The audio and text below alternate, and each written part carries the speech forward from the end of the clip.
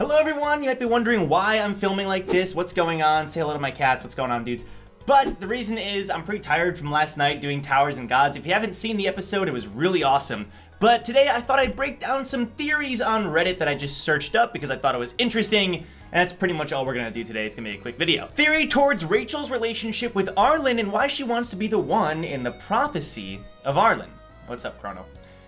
My theory is that after Arlen left the tower, she met one of Rachel's ancestors, and after hearing her story, they decided to serve her, and they had a duty to wait for Baum to awaken in his cave, and each descendant had to go to the cave for serving Arlen's son. I feel like this makes sense because the bitterness that Rachel feels towards Baum can be justified this way due to her family and ancestors waiting for this great entity to awaken, only to find a naive, lonely kid, so she wanted to take his responsibility upon herself to kill Jihad and achieve Arlen's dream. This brings up a lot of interesting points. I like it because I've never really thought about the fact that the whole Rachel thing could be a family-related thing. You know how Rachel says, Arlen, I will achieve your dream? I think a lot of us, including myself, assumed that Rachel knew Arlen because she said that. But this would make even more sense because it's like, okay, she doesn't know Arlen, but her entire family's existence is serving Arlen. We know a lot of people serve Arlen and respect Arlen. For example, Luzlek has the name Grace in his name, like what's going on there? Like there's some things going on that could make sense relating to this. Also, it's interesting to me that it's like Rachel was so disappointed in Baum because they thought he was gonna be this great warrior who was going to kill Jihad, but she was disappointed and said, you know what? I'm gonna be the one to do it. I'm gonna be the one to enter this tower and achieve this dream. I like that a lot. My theory about Wangnan, Karaka the boss, and Jihad. So this relates to a lot of videos I've been making recently. I have a theory about these four characters. I believe they're all the same character of Jihad, but versions of Jihad that were split up and spread across the tower. Wangnan is a young version of Jihad, which explains how weak he is compared to Karaka, and why he was on the lower level of the tower. Karaka assumedly was on the middle level of the tower, and is relatively strong, being recently promoted to a high ranker. Then assumedly, the boss is at the higher level of the tower and is super strong compared to the other two.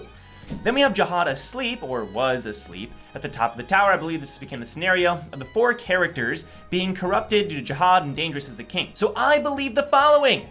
Wangnan, Karaka, and the boss are all connected and related to Jihad. Not as sons of Jihad, but pieces of Jihad that were split amongst the tower. We see the connection between Wangnan and Jihad to the strong desire to explore and become stronger, similar to how Data Jihad acted when we met him. We then see the connection between Wangnan and Karaka to the Ring of Jihad, and we know that the boss looks familiar to Wangnan and young Jihad, loosely tying them together.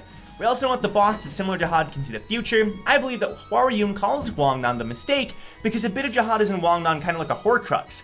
This is just a theory of mine, don't take it uber seriously.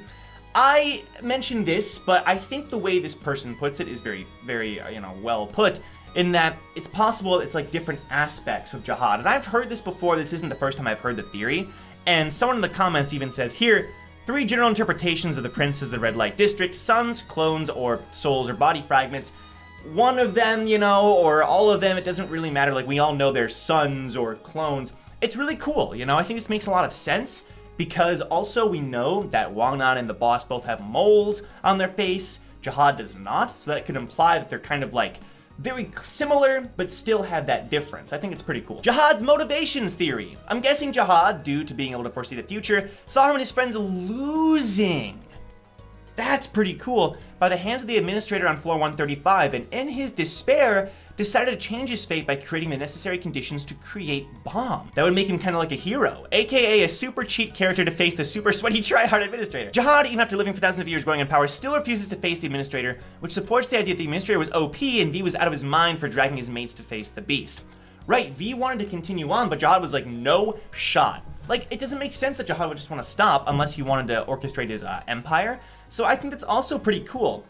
But I'm not sure, and maybe the comments I think bring this up, I'm not sure if his fate necessarily works like that. Maybe it does. I think it would make sense. I'm not sure. I think this is pretty cool. And lastly, I love this post. I saw it a few months ago.